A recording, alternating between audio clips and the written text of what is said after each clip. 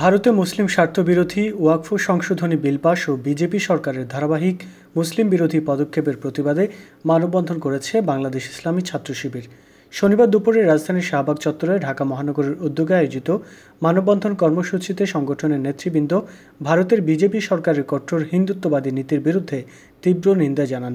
বক্তারা বলেন, বৃহস্পতিবার ভারতের সংসদে পাশ হওয়া ওয়াকফ সংশোধনী বিলটি মুসলমানদের ধর্মীয় স্বাধীনতা, মালিকানা এবং মৌলিক অধিকার হরণের একটি সুপরিকল্পিত চক্রান্ত।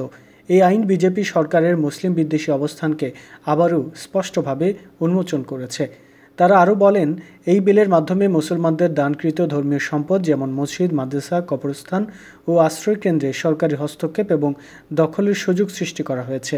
এছাড়া বিল অনুযায়ী ওয়াকফ বোর্ড ও কেন্দ্রীয় ওয়াকফ কাউন্সিলে মুসলিম নয় এমন কমপক্ষে 2 জন সদস্য অন্তর্ভুক্তির বাধ্যবাধকতা রেখে ধর্মীয় স্বাতন্ত্র্যে হস্তক্ষেপের পথ সুগম করা হয়েছে, যা সম্পূর্ণ অগ্রহণযোগ্য। মানববন্ধনে বক্তারা ভারতের এই আইন বাতিলের দাবি জানান এবং আন্তর্জাতিক মহলকে এ বিষয়ে কার্যকর পদক্ষেপ নেওয়ার আহ্বান জানান।